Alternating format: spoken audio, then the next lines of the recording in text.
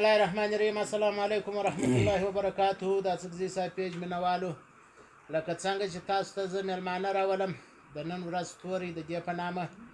نو زموږ سره یو شخصیت موجوده دی زموږ د علاقې او فخر بلوچستان او فخر پاکستان، شاهین جمعیت او محافظ ختم نبوت، چې یقینا زموږ په مابینځ کې موجوده دی. دا زموږ د خوشحالۍ مقام دی. د تاسو پورې به موږ در ورسو، ستاسو د کمنټو جوابونه به هم درکو. موږ به راسو. جاپر صاحب الله پاک دې راوله. مهرباني، ډېره شکریه. جاپر صاحب که چیرې ته موږ ته دا ووایې، دا زموږ پیج کتونکي دا ستا غږ ورسېږي در دنیا پورې، چې د موجوده بین الاقوامي حالاتو په حواله، یعنی یو ځای د طالبانو د امریکې مذاکرات شروع دی، بل ځای افغان حکومت دا نارې وایي چې کومه موږ په مذاکراتو کې هیڅ سم موږ ته نه ده راکړې، او بل ځای د پاکستان ماحول هم داسې دی چې هغه دی په مذاکراتو کې هم شامله دی، خو دلته اندروني امن و امان و، یعنی حملې هم کیږي او بین الاقوامي حالاتو باندې پر دا باندې که ته زموږ د کتونکو سره څه نظر شریکې؟ بسم الله الرحمن الرحیم. د هر څه نه مخکې اڅکزی صاحب ستا او ستا د ټیم، ستا د ملګرو او ستا د سوشل میډیا افیشل پیج شکریه ادا کوم چې په دغه اهم موضوع او حساس حالات باندې چې بین الاقوامي دي ما ته د ویلو موقع راکړه، او ستاسو پیج افیشل دا خلک ګوري هم او ډېر مؤثر اواز هم دی، لہذا یو وار بیا ستا ډېره مننه او شکریه. دویمه خبره دا ده چې بین الاقوامي عالمي حالات، زه ډېر پر شا نه ځم، زه د بین الاقوامي عالمي حالات د 9/11 بعد شروع کوم، چې کله ورلډ ټریډ سنټر باندې په امریکا کې د طیارو د لارې حمله وشوه، چې په هغه کې تر 50,000 څخه بیا د 6,000 پورې د هغه د امریکې وګړي او شهریان په تلفات ورسېدو. الزام پر افغانستان ولګېدی، د طالبانو پر حکومت ولګېدی، لہذا و دغه حادثه ته دی د نن په اصطلاح کې او د سیاست په اصطلاح کې د تاریخ په اصطلاح دې ته 9/11 وایي. د دا بعد صورتحال دا دی چې یو عالمي جنگ شروع شو، چې ورلډ ټریډ سنټر دا سبب شو، او بهانه د دې طالبان او اسامه بن لادن شو، او د دې جنگ نشانه اسلام او امت مسلمه شو، مورچه افغانستان شو. لہذا نشانه اسلام او امت مسلمه، هدف مورچه افغانستان، سبب او محرک 9/11 ورلډ ټریډ سنټر دماکه، بهانه د دې اسامه بن لادن او طالبان. نو د دهشتګردۍ په نامه یو عالمي جنگ شروع د اسلام او د مسلمان خلاف. دا جنگ ولاړی عراق ته ورسېدی، یمن ته ولاړی، لیبیا کې وینه تویېږي، شام کې تویېږي. 2001 نه شي اوس 2019 دی، تقریبا 17 کاله کېږي په افغانستان کې دا وینه تویېږي. د دې جنگ مقصد څه دی؟ د دې جنگ بنیادي مقصد دا دی د عالمي قوتونه 15 ممالک دي، اگر چې په دنیا کې 200 ممالک دي چې هغه ته جنرال اسمبلی وایي، خو هغه څه واک او اختیار نه لري. اختیار د دنیا پر سیاست، د دنیا پر معیشت، د دنیا پر فوجي صلاحیت او طاقت، او د دنیا پر تهذیب او ثقافت اختیار او واک د 15 ممالک دی. هغه کې امریکا سره پیرسته، په هغه کې فرانس دی، برطانیه ده، په هغه کې روس دی او چین دی. اصل کې جنگ د 500 پر دې اتفاق دی چې هدف خو به مسلمان او اسلامي، بهانه به شي، بهانه دهشتګردي ده. نو لهذا دهشتګرد مسلمان دهشتګردي په مسلمانانو کې او د مسلمانانو په ممالکو کې د دهشتګردي بنیادي نظریه هغه اسلام او د اسلام وشاته اصل طاقت او قوت هغه امت مسلمه او نن به یک وخت اسلام د دې تر توره لاندې دی در دې تر بارودو لاندې دی مسلمان ته ګوره په دنیا کې چې چیرې جنگ دی د مسلمان په ملک کې دی دهشتګرد هم مسلمان مري هم مسلمان جنگ هم د مسلمان په ملک کې دی او جنگ د مسلمان خلاف دی د اسلام خلاف دی نو دا یو داسې لوبه شروع ده زما ګمان دا دی چې د مسلمانانو چې کوم حکمرانان دي د هغو سر په خلاص دی لیکن په دغه جنگ کې د هغو غټه برخه او حصه ده په دې جنگ کې هغه ورسره ذمهواره دي پاکستان په دنیا کې هم یو ملک دی اسلامي جمهوریت پاکستان افغانستان هم په دنیا کې یو ملک دی نو د دغه جنگ په نتیجه کې دغه خطه چې د افغانستان او پاکستان دی دا ډېره ستړې ده دا ډېره پریشانه ده د دې وګړي ډېر ستړي دي خلک مړه سو په لکاو زخمیان سو کوچنیان یتیمان سو ښځې کونډې شوې خلکو کورونه پرېښو 40 کاله کېږي په افغانستان کې جنگ دی د جنگ ذمهواره دنیا ملا اسلام مسلمان او مدرسه بولي لیکن د جنگ اصل ذمهواره دا امریکا او دا 5 ممالک دي د دې یو دلیل کافي دی چې اول جنگ عظیم هم دغه ملکونه پکې وو په دویم جنگ عظیم کې هم دغه ملکونه هغه جنگ نه د مسلمانو نه هغه جنگ د اسلام پر نامه نه جهاد جنگ د هغه قوتو چې وځان ته روشنخیال وای جنگ د هغه قوتو چې وځان ته اپ ټو ډیټ او جدت پسند وای جنگ د هغه مملکتو او د قومو د حکومتو چې هغه وځان ته ترقي پسند وای ته تاریخ وګوره چې په اول جنگ عظیم په لوی جنگ کې په دویم لوی جنگ کې په کروڑاو انسانان تر ګولۍ او در توپو ووت ژوندي په مځکه کې ښخ شو نو دا د دې خبرې دلیل دی چې د 1945 بعد د جنگ طریقه کار بدله شوه هغه دا چې مسلمان په مسلمان وي د فرقې پر نامه د مسلک پر نامه د ژبې پر نامه د قام پر نامه د وطنولۍ په نامه د ازادۍ په نامه په خپله مسلمان د مسلمان سره جنګیږي اوس د دې مثال د 2003 اول جنگ په عراق کې شروع شو دا جنگ ولاړ یمن ته ورسېدی جنگ لیبیا ته ورسېدی جنگ شام ته ورسېدی خدای دې نه کوي موږ نه وایو خدای دې نه کوي دا جنگ اوس د سعودي پر دروازه ولاړ او د ترک پر دروازه ولاړ نو جنگ په عراق کې شروع ساحه یې غټه سوه ولاړه او مختلفو ریاستو او ممالکو ته ورسېده مقصد یې دا دی چې د مسلمانانو پر وسایلو قبضه وکړي معدنیات د هغه تیل د هغه ذخایر د هغه پر معیشت قبضه وکړي پر دولت قبضه وکړي د هغه پر فوجي او دفاعي صلاحیت قبضه وکړي د جنگ د لارې نتیجه بیا څه شي ده اصل هدف تقسیم دی د مسلم دنیا لکه دې چې نقشه جوړه کړې د عراق به پر 3 حصې تقسیم وي شام به پر 2 حصو تقسیم وي لیبیا به پر 2 تقسیم وي یمن به پر 2 تقسیم وي جنگ د چا او د چا دی د عراقي او د شامي دی دا عراقي دی دا شامي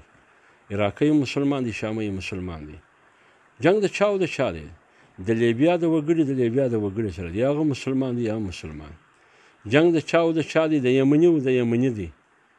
یو یمنی هم ځان ته مسلمان وای بل یمنی هم ځان ته مسلمان وای په دغه 15 کلنۍ جنگ چې په دغه کې سوی دی په دا میډلیسټ کې په مشرق کې وستا ته ماته نشي راشوی زه چیلنج کوم دنیا چې په دې 15 کلنۍ جنگ کې د امریکې 15 سپایان مړي 15 سپایان یا د روس 15 سپایان مړي یا د فرانس او د برتانیې مړي لیکن تاریخ دا وایي چې د 19 کاله مخکې تاریخ وایي چې 4 لکه خالي کوچنیان مړي دي 4 لکه کوچنیان هغه کوچنیان چې د مور شیدې رودلې دا کوچنیان ګرده د مسلمانانو بچیان دي دا د چا په ګولۍ مړه سو ولې مړه سو او تاریخ دا لیکي په دا 15 کلني 18 کلني جنګ کې افغانستان پکښې 10 لکه انسانان مړه دي او دا ګرد مسلمانان په 10 لکه انسانانو کې چې د افغانستان جنګ په اورګډ کې نو به 3,000 بیروني پوځونه دا نور ګرد مسلمانان دي. نن د مسلمان پر دولت د دې 5 ممالکو سرګړی امریکا قبضه، نن د مسلمان پر فوجي طاقت او صلاحیت پر اسلحه ساز سامان د قبضه، نن د مسلمان پر ذخایرو پر وسایلو د دې قبضه، نن د مسلمان پر کلتور او پر ثقافت د دې قبضه. اوس راشه دې خطې له په دې خطه کې چې دا موږ پکښې یو افغانستان او پاکستان پکښې دی، که ته وګورې کلاړیان هغه 5 دي او ته که وګورې هم کلاړیان دغه 5 دي چې لوبغاړي دي: امریکا، فرانس، برطانیه، روس او چین. بشار اسد خلاف امریکا جنگ کې روس او چین د بشار ملګري دي. دا درې فرانس، برطانیه، امریکا خلاف ده. مسلمان پر دې 2 ډلو سره تقسیم دي. څه مسلمان د روس او د چین په صف کې ولاړ دي، څه مسلمان ممالک د فرانس، د برطانیه، د امریکې په صف کې ولاړ دي. په ګډه دغه 5 ممالک ظاهري طور خو جنگ د نن لاندې پر مځکه شروع دی، در پرده جنگ د دې 5 ممالکو دی پر چی شي؟ زما او ستا پر وسایل. چې یو زما دی بل زما دی. سبا که دا خطه تقسیمیږي تا نه پرېږدي، هېڅوک نه پرېږدي. دا 5 به سره کښېني، عراق به پر 3 حصې تقسیموي، مسلمان به په خوشحاله وي. شام به تقسیموي، مسلمان به په خوشحاله وي. لیبیا به تقسیموي، ولې دته باچي ور ملاویږي، دته کرسۍ او اقتدار ملاویږي. یمن به تقسیموي، یمنۍ به خوشحاله وي، ولې یو وایي ما ته هم حکومت ملاویږي، بل وایي ما ته حکومت ملاویږي. دا د دنیا لوبه ده. د هغه 5 لوبغاړي دي دلته په دې خطه کې هم چې افغانستان، پاکستان، ایران، دا کوم ملکونه پکښې دي. مثلا نن که ته ورته وګورې د نن سناریو او صورتحال ته، سیاسي منظر ته وګورې چې ایران، هندوستان او پاکستان مخ ته کښېږدي. موږ دا وایو دا 2 ملکونه پر پوله پراته دي، د دواړو په منځ کې ازلي دښمني ده. دا موږ وایو. مګر په نن صورتحال کې، دا نن صورتحال کې د هندوستان پر ملا امریکا، فرانس او برطانیه ولاړه ده. موږ دا وایو چې چین او روس زموږ ملګري دي. چین خو د لویه سره زموږ دوست دی. روس نن سبا د امریکې څخه خوابدي دي ډېر، د پخوا څخه د افغانستان وار او جنګ څخه خوابدي دي. او د هندوستان ملګري وو په هغه زمانه کې، اوس د هندوستان سم خوابدي. روس زموږ خواته ځان راکړي ظاهري طور چې ورته وګورې. هغه 5 ممالک دي، 2 اړخ په دې خوا وي، 3 په هغه خوا وي په دې معامله کې. بیا که ته ورته وګورې د افغانستان د طالبانو او د امریکایانو په مذاکراتو کې چې ورته وګورې، موږ دا وایو، نشریاتي ادارې دا وایي، اخبارات دا وایي چې روس او چین د طالبانو ملګري دي. دا وایي که نه وایي؟ روس او چین دا یو اندازه و طالبانو ته ښه نیت لري، و طالبانو ته ښې ارادې لري، طالبانو ته نیکې ارادې لري. هغه ارادې نور ته لري لکه روس چې د نن څخه 10 کاله د مخه افغانانو ته درلود چې سربیره کې سپور په روس کې بدلون راغلی دی. موږ دا وایو چې موږ سیاسي منظرنامه ته ګورو. موږ دا وایو چې چین و افغانانو ته او طالبانو ته په هغه نظر نه ګوري چې امریکا ورته ګوري. موږ دا وایو چې روس و افغانانو ته په هغه نظر نه ګوري چې په 1980 لسیزه کې کتل روس بدل شوی دی. نو د هغه 5 ممالک دي، روس او چین موږ اندازه د ځان دپاره ښه بولو، دا 3 مخالف بولو چې فرانس، برطانیه، امریکا ده. هغه که پاکستان او هندوستان و مخ ته کښېږدي هم یې دغې تقسیم موږ کوو، که افغانستان، طالبان او د امریکې مذاکرات مخ ته کښېږدي هم یې موږ دغې تقسیم کوو.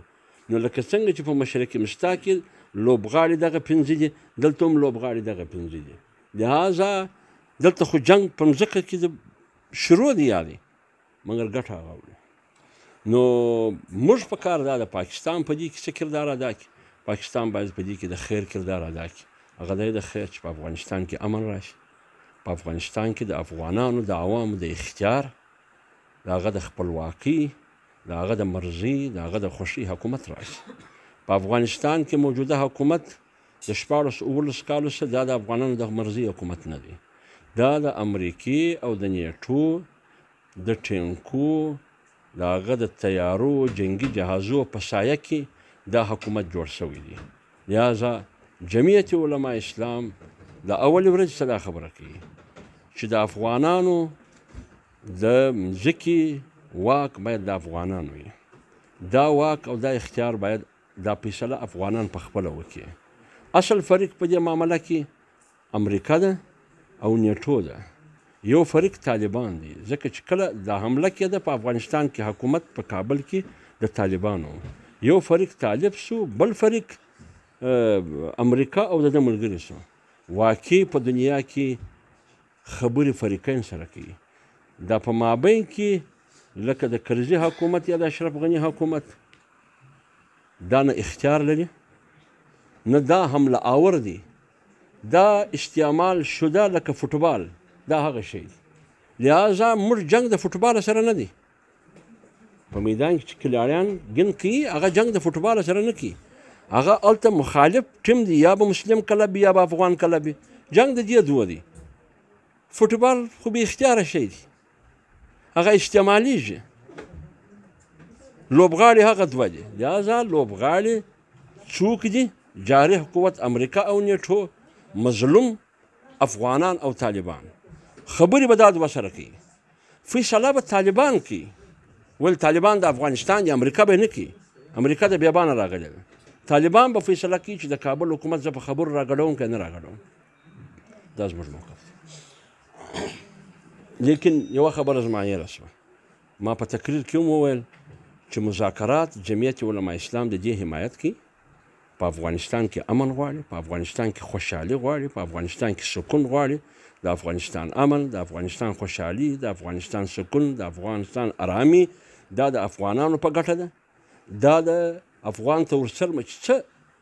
ممالک دي، که چین دي، که روس دي، که ایران دي، که پاکستان دي، دا د دې په ګټه ده. د افغانستان په جوړېدو سره پاکستان جوړېږي. که افغانستان خراب و پاکستان به خراب. ځکه علامه اقبال وایي چې افغانستان زړه دی د دې خطې، لیکن چې زړه ناجوړ وي ګرد بدن به ناجوړ وي. نو پاکستان باید او د جمعیت علما اسلام موقف هم ده چې په افغانستان کې باید امن راشي. د مذاکراتو حمایت کوو، مګر یو شی موږ په ګوته کوو. طالبانو ته وایو، امریکا ته نه وایي، طالبانو ته وایي چې امریکا دوکه درکوي، نیټو دوکه درکوي. هغه په عراق کې هم دوکه کړې ده، په لیبیا کې هم دوکه کړې ده، په شام کې هم دوکه کوي. چې د کومه ځایه امریکا وتلې ده هلته امن نه دی راغلی، خاص کر د مسلمانانو په ممالک کې. په عراق کې امریکا نشته، جنگ شته. په شام کې امریکا نشته، جنگ شته. په لیبیا کې امریکا نشته، جنگ شته. په یمن کې امریکا نشته، جنگ شته. لہذا امریکا د دې خطې څخه وځي، لیکن وځي دی چې څه تعداد به په افغانستان کې وي، څه تعداد به په افغانستان کې وي د امریکې. د دې دپاره نه چې د خطې امن ګوري، د دې دپاره چې په خطه کې یو بل جنگ جوړ کړي، او په خطه کې یو داسې جنگ جوړ کړي چې هغه جنگ ایران له هم ورسېږي، هغه جنگ چین له هم لاړ شي، هغه جنگ روس له هم لاړ شي، د هغه جنگ اور او د هغه بڅر کې پاکستان له هم راشي. طالبان باید پر دې نظر وساتي چې امریکا دوکه نه درلکي. ځکه طالبان ګرد علما دي، مشران یې. قرآن کې راځي ان الملوک اذا دخلوا قرية افسدوها وجعلوا اعزة اهلها اذلة. طاقتور طبقه، حاکم طبقه، د فرعون د نظریې او د فکر حامل طبقه، د هغه اصول او سیاست دا دی چې هغه د سړي په کلي ورننوځي، د سړي په کور ورننوځي، د دې سړي په خانداري ورننوځي، د سړي په ملک ورننوځي. بیا څه کوي؟ افسدوها، وینه تویوي، فساد، بربادي او تباهي جوړوي، خونریزي کوي، قتل او غارتګري کوي. وجعلوا اعزة اهلها اذلة. د عزت خاوندان خلک، هغه که مذهبي شخصیات، هغه که قبایلي زعما متبرین دي، د معاشرې ستر خلک، غټ غټ خلک دا ذلیله کوي چې اخوار مخلوق دی، اخوار مخلوق دی، هغه پر کښېنوي. اوس مثلا کرزی په کوټه کې انګلیش ټیچر لینګویج سنټر و خلکو ته شو، انګلیش لینګویج سنټر خلکو ته وایي. په جرمني کې په هوټل کې مزدور و، د افغانستان باچا دی، خدای دې د ده مبارک کړي. موږ مبارکي نه ورکوو، نه مې ورکړې ده د مخ، دی په خوشحاله دی. لیکن اشرف غني دغه یې شی دی. دا ته ویل کېږي وجعلوا اعزة اهلها اذلة. د عزت خاوندان ذلیله که چې په کام کې او په وطن کې حیثیت نه لري، هغه خوار که. دا ګز دا میدان نن د امریکا د مابینه ووځي، نیټو دې د مابینه ووځي. یو عام طالب علم دې په الیکشن کې ودرېږي په افغانستان کې، کرزی دې په مقابله کې ودرېږي چې ووټ څوک ګټي. نو مذاکرات، امن، خوشحالي، سکون، ارامي غواړو. د مذاکراتو د لارې غواړو د طالبانو د امریکې، مګر امریکا دوکهبازي او فراډ کوي. طالبان باید ودې ته ګودار وي.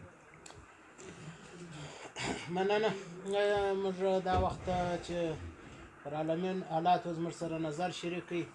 د جمعیت علما اسلام مرکزي رهنما شاهین جمعیت او محافظ ختم نبوت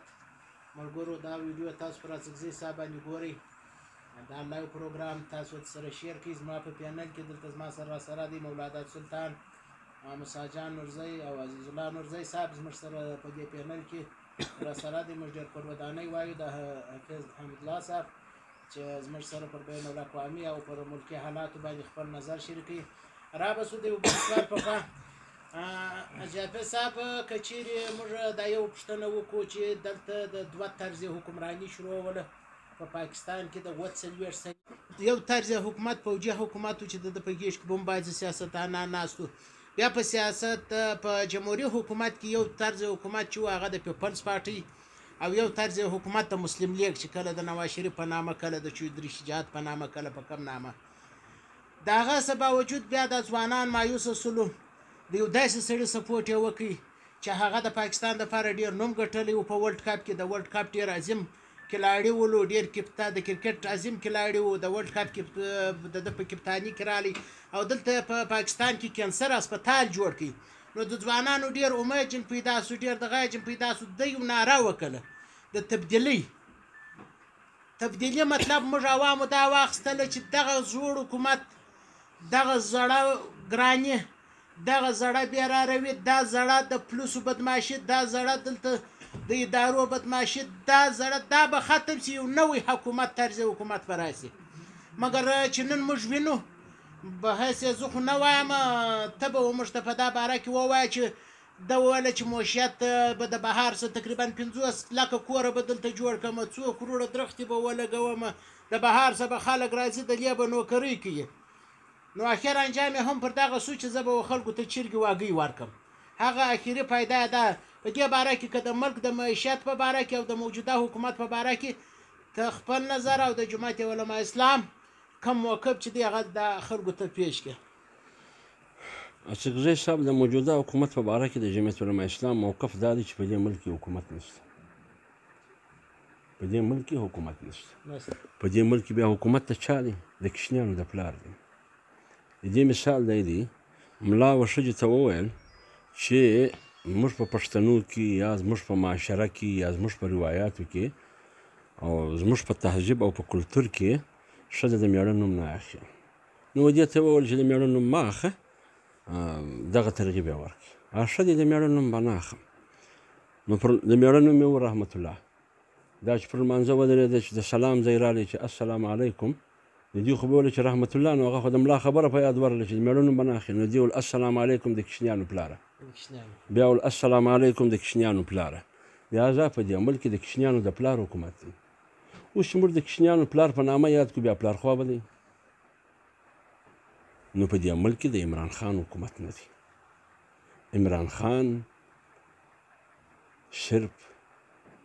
یو مهره ده. عمران خان صرف د دې دپاره راغلی دی چې بین الاقوامي عالمي کومه ایجنډه ده هغه وسرته ورسوي. هغه ایجنډه څه ده؟ دی حمله آور دی، د ده حکمراني دی د پاکستان پر تهذیب او د پاکستان پر نظریه. د دې دلیل دا دی چې دی چې رالی اول وار اقتصادي رابطه کونسل تشکیل کړ. د یو قادیاني، بلکې نه یو ښکاره چپټ و، یو قادیانی چې نبی علیه السلام آخري نبی نه بولي، دا مسلط کی د پاکستان پر خزانه باندې. او دویمه فیصله یې دا وکړه چې د مدرسو علاج به کوو.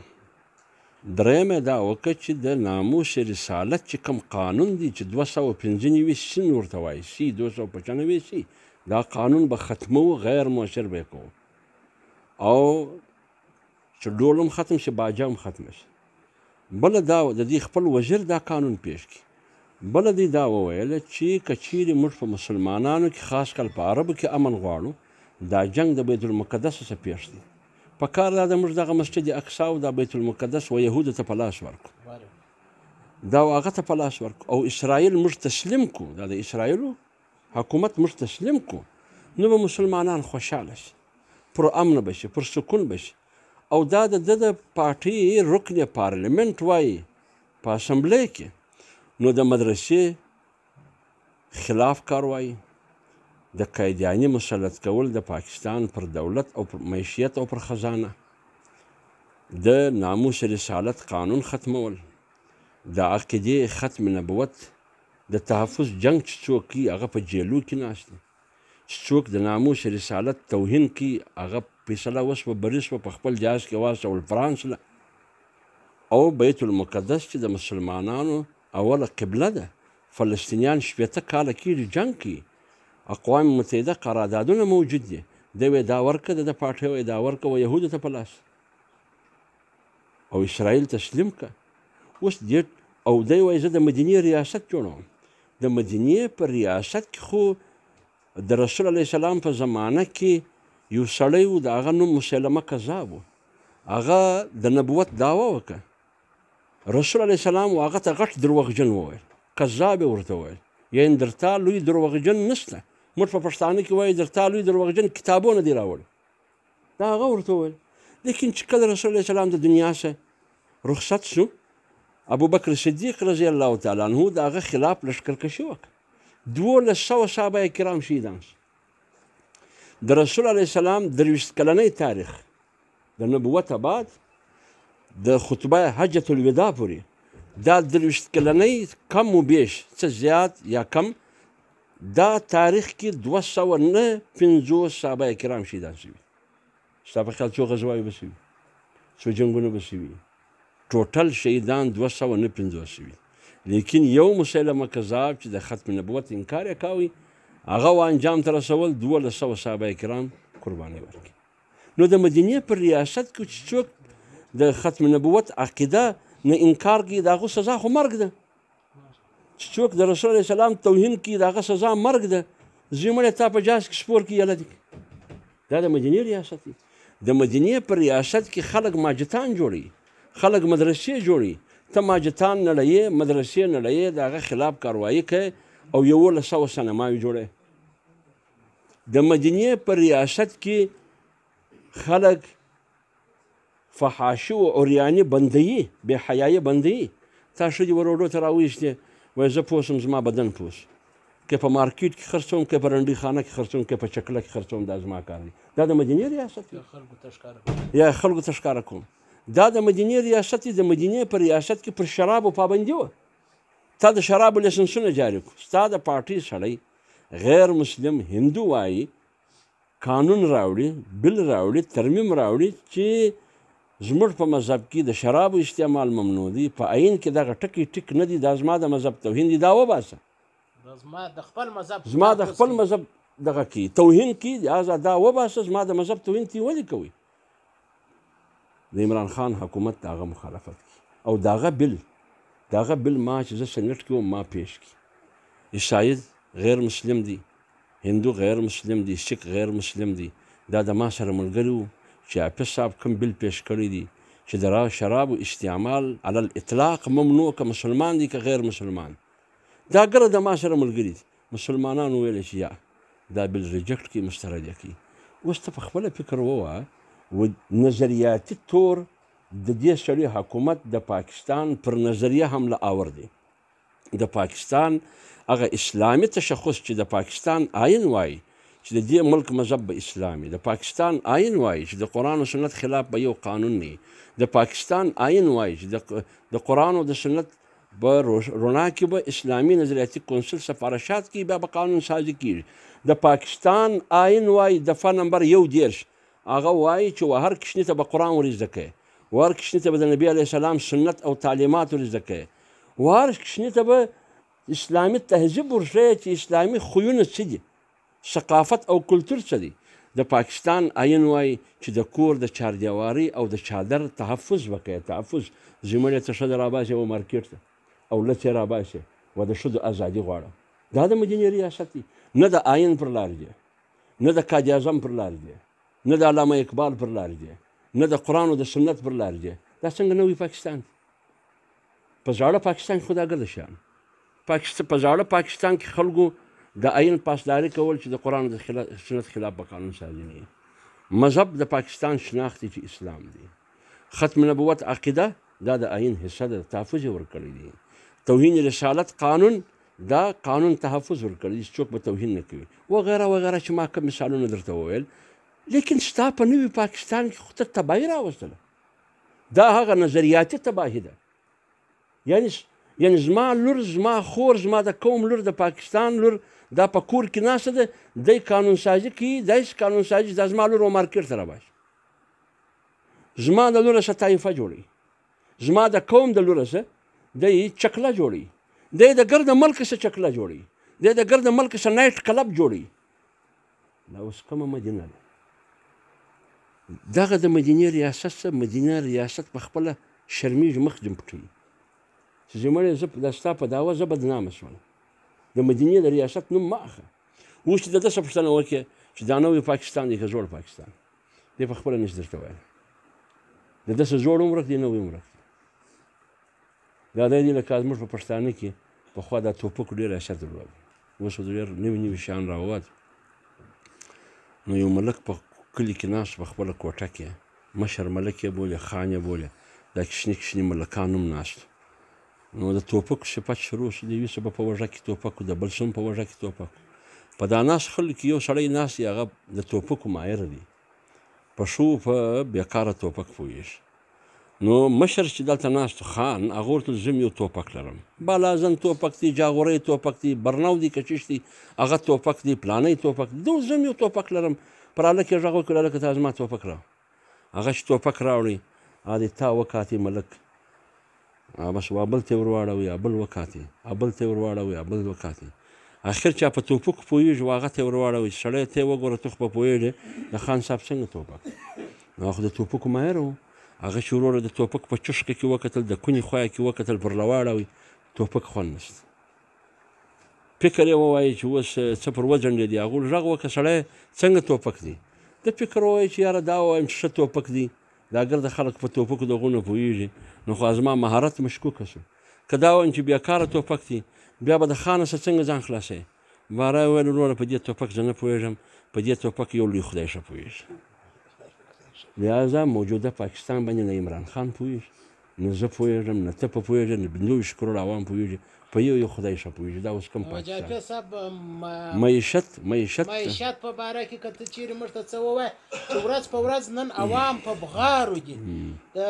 تیل ګران دي، دواوې یعنې داسې هم نه ګرانېږي. پخوا به دوا په 280 روپۍ وه، نو به په 290 روپۍ وه. اوس د سوشل میډیا زمانه ده، در هر بچي در هر کوره پورې دا شی رسي. اوس هغه د 280 دوا ډایرکټ و 600 ته رسولي،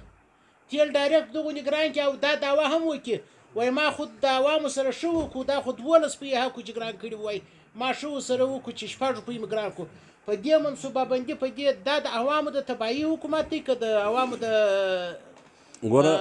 د پاره د انصاف حکومت دی چې نوم یې تحریک انصاف دی؟ دغه غټې غټې دعوې کړي چې زه به داسې پاکستان جوړوم چې په هغه کې به کرپشن نه وي، په هغه کې به خلک په نس ماړوي، د بیابانه به خلک راځي، په پاکستان کې به نوکري کوي. او دلته به خلکو ته به زه 50 لکه کورونه ورکوم، 1 کروړ نوکري به ورکوم. تا په کراچي کې ولیدل په لکاو کورونه یې ونړول، د خلکو دوکانونه یې ونړول، د 50 شپېته په لکاو خلک یې د روزګاره خلاص. او دول 50 لکه کور ورکوم، کورونه یې جوړ نه کړو، د خلکو کورونه یې ونړول. د ده خپل کور غیر قانوني دی، په 400 کناله دی که په 300 کناله. سپریم کورټ ته وایي وایي ستا در ژره وګرځم پروا نه لري، ته عمران خان یې، د کشنیانو پر پلار ډېر ګران یې، لهذا ته قانوني کړه. لیکن اڅکزي صاحب هم کور جوړ کړی دی پر غیر قانوني مځکه. د اڅکزي صاحب د هغې بلډوزر لاندې که پر دا بله خوا یې راواړوه، دا غیر قانوني دی. دا څنګه انصاف دی؟ دا د انصاف حکومت دی؟ دا د انصاف فیصلې دي؟ دا په سپینه ورځ باندې په موټر کې د 7 کالو کوچنیان، د 14 کالو نجلۍ، مور سره پر سپره پلار ورسره سپور ګولۍ ورته ونیوې در ګولۍ وایستې ویل دا دهشتګردان نن یې چا پوښتنه کړې ده انصاف یې ورکړي مولانا سمیع الله کې په خپل کور کې په چړو مړ کړي انصاف یې ورکړي طاهر داوړ د اسلام آباد څخه اغواس ولاړ یو وخت په افغانستان کې لاش پیدا شو باډۍ یې پیدا شو انصاف یې ورکړي لہذا معیشت لکه څنګه چې امن و امان د په حکومت کې برباد او تباه دي معیشت هم تباه دي مثلا په تیر حکومت کې ده دا ویل ول په دې پوه شه که تیل ګران شي که ډیزل ګران شي که پټرول ګران شي که دوا ګرانه شوه د ضرورت سامان ګران شو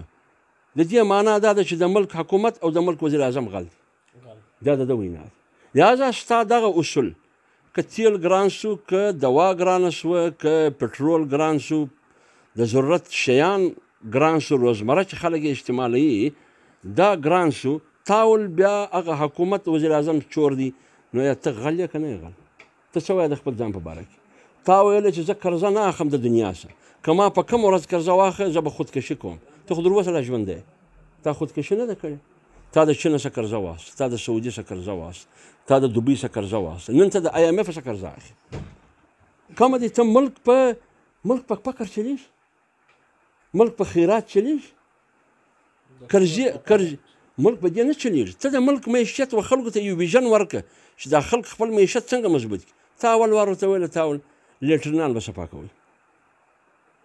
معیشت به مضبوط شي د دې به هم ټکس جمع کوي ولې چې کوم سړی لیټرین نه دننه ولاړی د بندې راووتې 10 روپۍ نه کې جمع بیا به 10 روپۍ نور ټکس پر لګېږي ته په دا رقم باندې دغه د ملک معیشت مضبوطه کوي تا د ملک معیشت مضبوطه کول تا 15 چرګې یو چرګ ورکړي وښودو ته اوس وایه په هغه کې زه ناکام شم هلکه 15 چرګې یو چرګ هغه په خپل نس پورې ارانې دي هغه چرګانې پر لواړي که چرګ پر لواړي تا اوس یې بیا نوې فارموله ورکړه وایي زه وښود ته بزې ورکوم و دې ته بکرۍ ورکوم دا وه د معیشت روپیې د نواز شریف په زمانه کې ډالر په 105 روپۍ و اوس په 142 روپۍ یعنې ډالر سنچري پوره کوي اوس ډبله سنچري پوره کوي دی حکومت کې زه به د په ژبه وګاږم امپایر هم د ده ملګری دی وکټ کیپر هم د ده ملګری دی فیلډر هم د ده ملګری دی بالینګ دی کې بیټسمین د ده کلاړي دی فیلډر نشته وکټ کیپر نشته او امپایر هم د ده ملګری دی بیا هم سکور نه جوړېږي دا ولې که پر دا بله خوا راواخې بیټینګ ډالر کې بیا هم ډالر نه اوټېږي سکور 143 ته ورسېږي دا اوس څه شي دی دا حکومت لهذا روپیې د 150 ولاړه ډالر د 150 ولاړه 114 ستا د ملک په خزانه کې چې تیر حکومت دی 19 تقریبا 20 اربه ډالر پراته نن چې قرضې مرضې ګرځي پر واچوي 15 اربه ډالر پراته په هغه زمانه کې ستا شره نمو 5.8 وه اوس ستا شره نمو 2.8 ده په هغه زمانه کې شره سود 5.75 وه اوس 10.78 ده خلک بغارې وي خلک نارې وي خلک و ځان ته خولې اچوي د څښلو اوبه نشته د بجلي لوډ شیډینګ د ګیس لوډ شیډینګ پټرول ګران ډیزل ګران د روپۍ قیمت ولوېدي د ډالر قیمت د اسمانه سره خبرې کوي اوس IMF ورته وایي چې د ډالر قیمت به 160 ته رسوي لهذا ما اول وار درته وویل د ټولو خبرو سر یو دی چې په دې ملک کې حکومت نشته په دې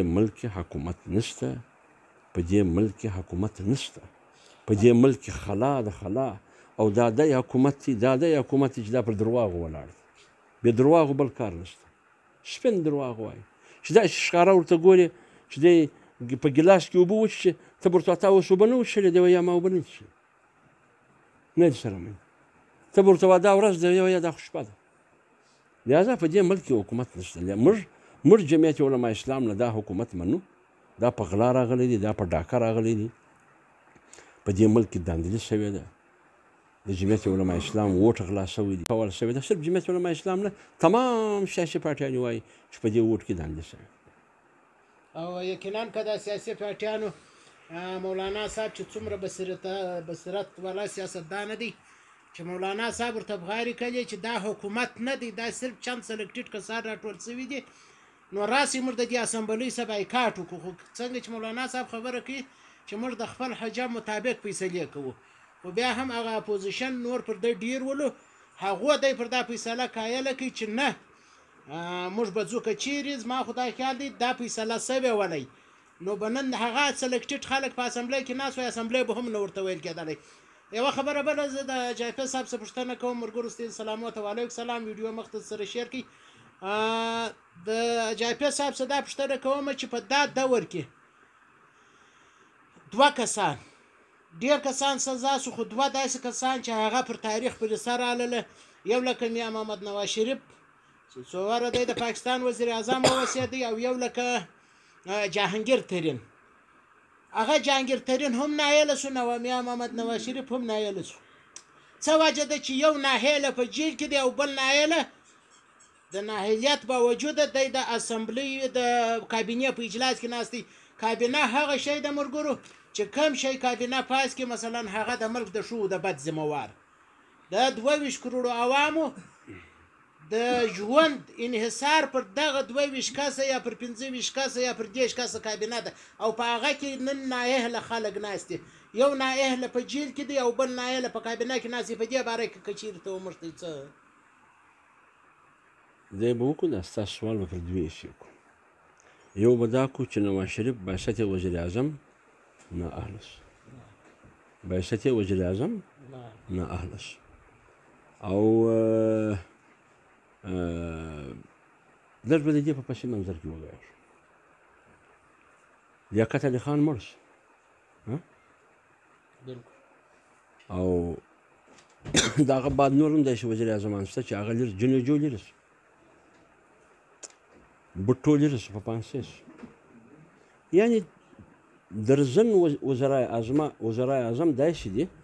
چې هغه د اقتداره په زور لرې شو، لیکن هلته کرپشن نه و. د پاکستان سیاسي تاریخ دا چې هغه کې هیڅ کله څه قوتونه داسې شته چې هغه سیاست او جمهوریت ودې ته نه پرېږدي چې هغه مضبوط شي، نه سیاسي پارټۍ ودې ته پرېږدي چې هغه مضبوط شي. لهذا نواز شریف ته په هغه تناظر کې وګوره. که نااهله دي موږ به احتساب ورسره وشو. بیا د احتساب معیار دا دی چې یو نااهله په جیل کې دی، بل نااهله د کابینټ په اجلاسو کې ناست دی، فیصلې کوي. دا د انصاف معیار دی، دا د پاکستان سیاست دی. خو د هغه دورنګي ده چې دا د ملک سیاست او حکومت او معیشت دا د ستونزو ښکار دی. یو سړی نااهله شوی دی، هغه د ملک د وزیر اعظم پر څنګ ناست دی، د ملک د معیشت فیصلې کوي. بله زه بله ناشده درته کوم، حج د 1902 کاله د مخه په 2,65,000 روپۍ سړي حج کولی شي، اوس په 4.5 لکه روپۍ شو. پخوا حکومت سبسډي ورکول، رعایت یې کوئ، دغه سبسډي ختم کړه، مګر د جهانګیر ترین چې نااهله و د هغو د شوګر میلانو دپاره 18 ارب روپۍ سبسډي ورکړه. نو د جهانګیر ترین چې نااهله دي د هغه د شوګر میلانو د مضبوطه کولو، د هغو د معیشت د مضبوطه کولو دپاره 18 ارب روپۍ سبسډي شته، مګر د حجاج کرامو دپاره سبسډي نشته. نو لهذا دا حکومت نااهله حکومت دی، دا نالایقه حکومت دی، دا حق د دې نه لري چې دا حکومت وکړي چې فیصلې نااهله خلک. او جعفر صاحب یو خبره وکړه د سبسډي، دا د دې حکومت دوکه ده د حجاج کرامو سره، د تمام مسلمانانو سره. سبسډي مطلب رعایت ورکول. دا داسې دی چې ملګرو په لنډه توګه به زه تاسو ته داسې ووایم چې د جدي ایرپورټ له ته ځې، عمرې له ځې، 40,000 روپۍ، 42,000 روپۍ، 40,000 روپۍ ټکټ دی. د حج په شپو کې دی راولاړ شي، د هغه جهاز ټکټ 2 لکه روپۍ کې. نو تیر حکومت به هم 2 لکه روپۍ کې، بیا به یې وویله چې دا 1,80,000 موږ په سبسډي کې ورکوو، ټکټ هغه 40,000 ایږدو. دا راولاړ شو، هغه ټکټ یې هغه 2 لکه روپۍ کښېښاوی. یعنې د ظلم دا انتها چې د حجاجو په سیزن کې ټکټ 2 لکه روپۍ، 1,00,000 روپۍ، 1.5 لک روپۍ، په عام سیزن کې 10,000 روپۍ، 40,000 روپۍ. د سبسډۍ حقیقت یې هم دغه دی. یعنې د حجاجو چې هلته خرچه ده د هوټلینګ یا د معلم، هغه ګوره چې موږ کللو 2,10,000 2.5 لک روپۍ مې ورکولې. د هندیا حاجي در موږ ارزانه و، د انګلند حاجي در موږ ارزانه و، د ملیشیا حاجي در موږ ارزانه و، د انډونیشیا حاجي در موږ ارزانه و. نن دی راولاړ سو د هغه صاحب پسې ډبل کړو، یعنې د هغه 2,10,000 کیله در موږ ارزانه و. نو اجایپه ساز موږ سره موجوده دي. جماعت علما اسلام مرکزي رهنمات شاهین جمعیت او محافظ ختم نبوت. موږ به راسو د خپلې صوبې په خوا، د صوبه بلوچستان په خوا، چې د ملک په امن او په امان په باره کې هم یو څه موږ ته که خپله رایه راکړي، بیا خصوصا د بلوچستان په باره کې که ته رایه راکړي. په بلوچستان کې دا اوس څه واقعات وشوې پر سرکاري ادارو، پر لیویزو، پر پلوسو، پر دې باندې د امن او امان او د حکومت په باره کې، چې هیا دا هم دغسې دی لکه زموږ وفاقي حکومت که دا واقعي حکومت دی. ګوره په بلوچستان کې حکومت چې د کومې پارټۍ دي د هغه پارټۍ نوم دی باب پارټۍ. باب پارټۍ د الیکشن څخه 2 میاشتې مخکې جوړه شوې او په باب پارټۍ کې هغه خلک دي چې هغه په تېر 15 کاله حکومت کې وو. د ډاکټر مالک بلوچ سره هم په حکومت کې وو، د نواب ثناء الله زیري صاحب سره هم په حکومت کې وو. بیا چې عدم اعتماد وشو د قدوس بزنجو حکومت راغی، بیا د هغه په حکومت کې وو. هغه خلک پر هغو خلکو مشتمل یو پارټۍ جوړه شوه. هغه پارټۍ چا جوړه کړه؟ دا جوړول والا هم نه دی معلوم، یعنې نامعلومو خلکو جوړه کړه. نو دا پارټۍ چې نامعلومو زورورو خلکو جوړه کړه، دا پارټۍ په 2 میاشت کې دونه زوروره شوه چې دې الیکشن هم وګاټي او دې په بلوچستان کې حکومت هم جوړ کړي. لہذا باب پارټۍ یا پی ټي آی، باب پارټۍ یا پی ټي آی، دا موږ ویلی شو دا داسې پارټیانې دي لکه مسلم لیگ کاپ. دا موږ ویلی شو چې عمران خان د جنیجو او د شوکت عزیز تسلسل دی. او په بلوچستان کې چې باب پارټۍ ده، دا د بلوچستان در حده پورې دې حیثیت دی دی لکه د پی ټي آی، د دې حیثیت دی دی لکه د مسلم لیگ کاپ. او وزیر اعلی غریب نه په خپل اختیار راغلی دی نه په خپل اختیار ځي. د بلوچستان فیصلې کېږي د ګوادر، د بلوچستان د ریکورډک فیصلې کېږي، د بلوچستان د معدنیاتو فیصلې کېږي. نه وزیر اعلی په خبر ده، نه د وزیر اعلی کابینه په خبر ده، نه حکومت په خبر، نه پوښتنه څوک ځین کوي. مثلا مغربي روټ، شیپیک او ګوادر، که ستا یاد په تېر حکومت کې څه پارټیانې اوس په حکومت کې دي، هغو به باقاعده احتجاج کوي، مزاحمت به یې کوي، تحریک به یې چلاوي چې مغربي روټ څه شو، مغربي روټ څه شو، مغربي روټ څه شو. لیکن هغه پارټیانې نن په حکومت کې دي، تا به نه یې اورېدلي چې هلکه مغربي روټ څه شو، نه به دې بیان لیدلی، نه به دې په اسمبلۍ کې یو تقریر لیدلی. پرون اول ورځ عمران خان رالی، د کوټ څخه بیا د رژوبه پورې د یو روډ افتتاح وکړه. او دا هغه روډ دی چې په 2015 کې بیا نواز شریف او مولانا فضلالرحمن صاحب په ژوب کې افتتاح کړ. محمود خان ورسره، اصل بزنجو ورسره، دا ګرده ورسره. دا هغه روډ دی. دا روډ د سی پی ایک برخه نه ده، دا د ایشین ډیولپمنٹ بینک، ایشیایي ترقیاتي بینک منظوري ده. 2015 کې نواز شریف، مولانا صاحب ورسره، محمود خان صاحب ورسره، اصل بزنجو ورسره، هغه په ژوب کې افتتاح کوي، د ژوبه بیا در کوټې پورې. د هغه روډ افتتاح دی راځي په کوټه کې، د کوټې څخه بیا در ژوبه، صرف غوږ یې د چپې خوا ونیوي، نور هغه شی دی. لیکن هغه تمامې پارټیانې خاموشې دي چې د مغربي روټ او د سی پی ایک خبره کول چې بلوچستان محرومه دی، یو شی نشته. نو لهذا موږ دا ویلی شو چې په بلوچستان کې چې د کومې پارټۍ حکومت دی، دا پارټۍ نه ده، دا پارټۍ چا جوړه کړې ده، چا جوړه کړې ده، حکومت هم د هغه دی، فیصلې هم د هغه. او د امن او امان صورتحال په باره کې، امن او امان دا دی چې تاسو په خپله ورته وګورئ، په تېر حکومت کې هم 8 اګست واقعه د وکلاو په یوه بم 80 وکیلان ولاړو شهیدان شو. ټوټل وژنې 110 کې 1.5 دا وشوه. حکومت د کوم پرستانو قاتل معلوم شو، یو شی نه دی معلوم. تا ته دا معلومه ده بهادر خان ومن یونیورسټي کې جنګ و، موټر ته اور ولوېدی، زموږ سپي د کوم بچیانې ژوندي وسوځل شوې، په بم پورته شوې. ډي سي شهید شو په بي ام سي هسپتال کې. پولیس ټریننګ سنټر باندې 3 کسه ورننوتل، 1.5 پولیس یې مړه کړو. د مستون کې د بس څخه خلک راشوکو پښتانه یو وژنو، یو وژنو علاوه 10 کسان یې مړه کړو، که 10 کسان مړه کړو، شهیدان. دا څه شو؟ لهذا که هغه حکومت و هغه هم ناکام په امن او امان کې. که موجوده حکومت دی، د موجوده په حکومت کې بله لویه ستونزه پیښه ده. ستونزه دا ده چې په هغه سیمه کې چې د پښتانه سیمه ده ورځ په ورځ حالات خرابېږي، او خاص کر په هغه لیکه باندې چې افغانستان ته ورچرمه ده. سوال دا دی چې په افغانستان کې طالبان او امریکا مذاکرات سره کوي، ښکاره هغه د امن په خوا روان دي، مګر په بلوچستان کې چې کوم بارډر کومه سیمه افغانستان ته ورڅرمه ده په هغه کې جنګ شروع دی، ورځ په ورځ حالات خرابېږي. شپږ لویجې په سنجاوي کې درګولۍ وویست، په لورلایي کې پولیس درګولۍ وویست، فورسیجه درګولۍ وویست، اف سی مري، لیویز مري، پولیس مري. دا څوک دي؟ دا یکدم څنګه پیدا شو؟ د دې سرپرستي څوک کوي؟ د دې مخ ولې نیول کېږي؟ یا دا زموږ حکومت چیرې دی؟ زموږ فورسز چیرې دي؟ دا تحفظ به د عام خلکو څوک کوي؟ موږ دا ویلی شو چې موجوده حکومت په کوټه کې په یوه شپه 81 دوکانونه ووهل شو. کوټه دارالحکومت ده، په ښار کې دننه کوټه دارالحکومت ده. په کوټه کې وزیر اعلی هم ناست دی، په کوټه کې کور کمانډر هم ناست دی، په کوټه کې ګورنر هم ناست دی، په کوټه کې چیف سیکرټري هم ناست دی. یعنې تمام ستا د ګردې صوبې حکمرانان په کوټه کې خریړۍ دي سره. لیکن په پښتون آباد کې په یوه شپه 81 دوکانه لوټ شو، سړی نه دی معلوم. خلکو بغارې کې نارې کې، چا په دوکان کې 50,000 روپۍ د چا په هغې کې 80,000 روپۍ په دخل کې پرتې د چا د 1,00,000 روپۍ،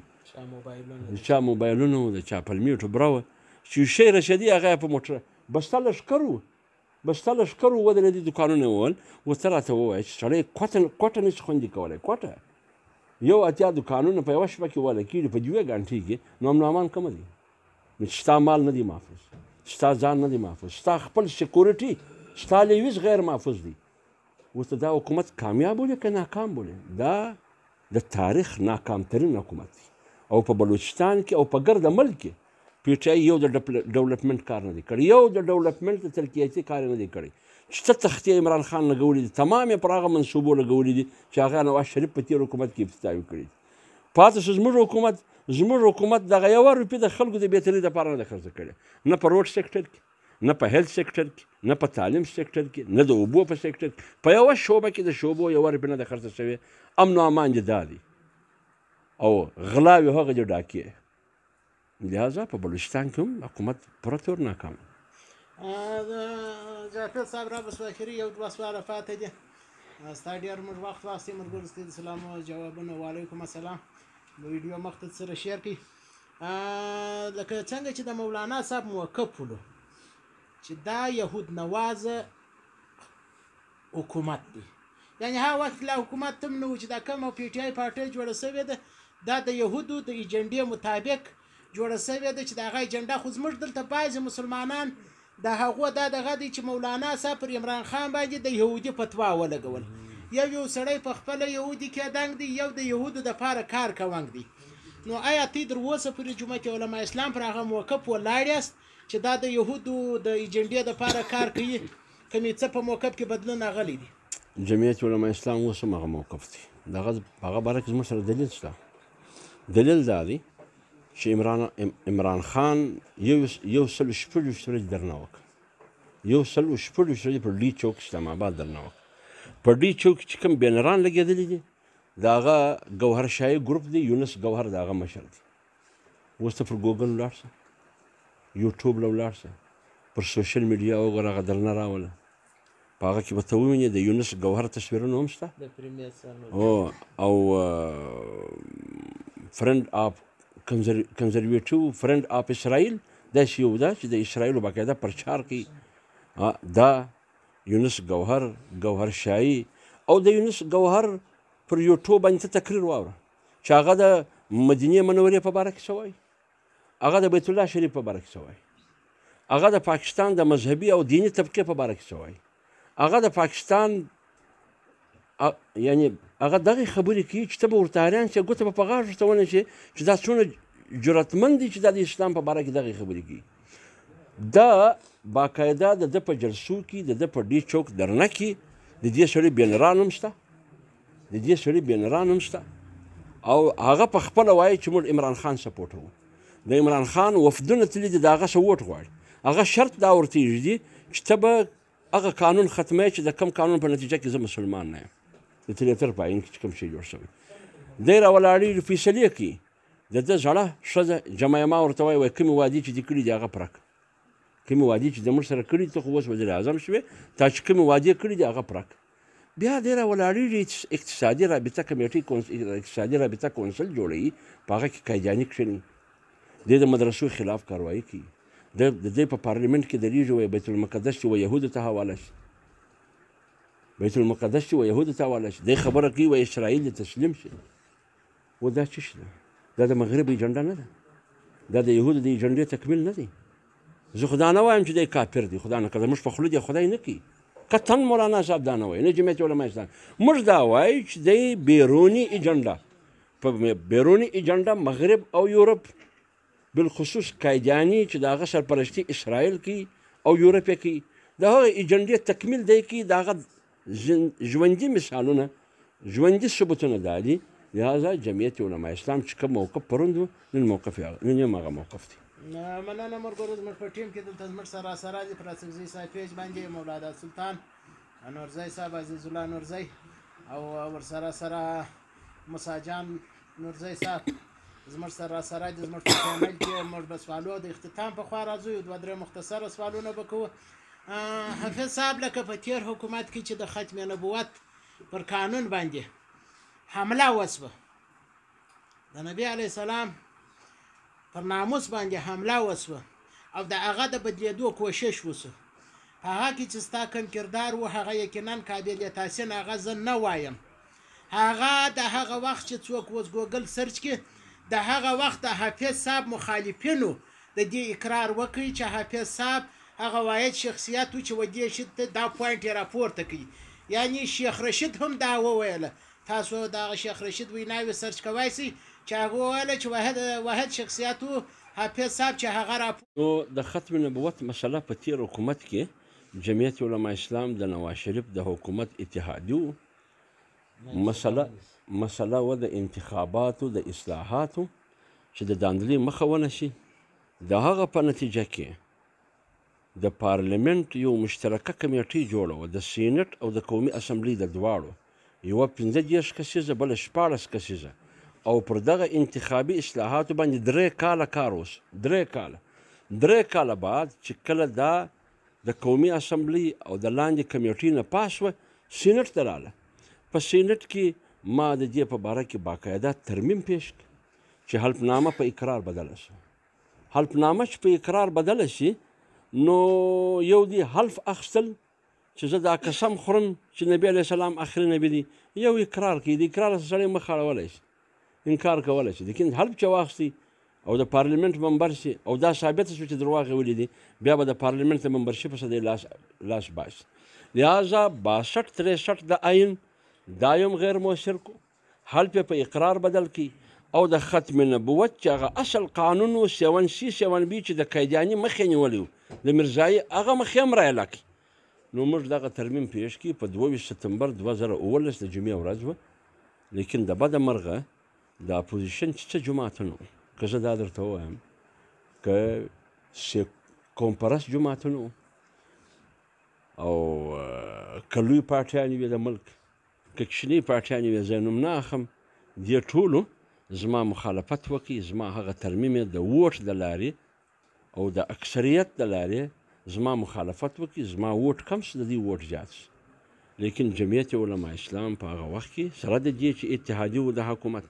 ملګری و پر دې سټینډ واخیستي کوشش یې وکړي هغه شی برته پر هغه زاړه خیال لا په ښه شکل کې بحال کړي اوس موجوده حکومت باندې هم زموږ دا یقین نشته بلکې موږ دغه ملیون مارچ که ته وینې که په سکر کې دي که په کراچي کې دي د جمعیت علما اسلام که په پنجاب کې دي که په خیبر پښتونخوا کې دي که په بلوچستان کې دي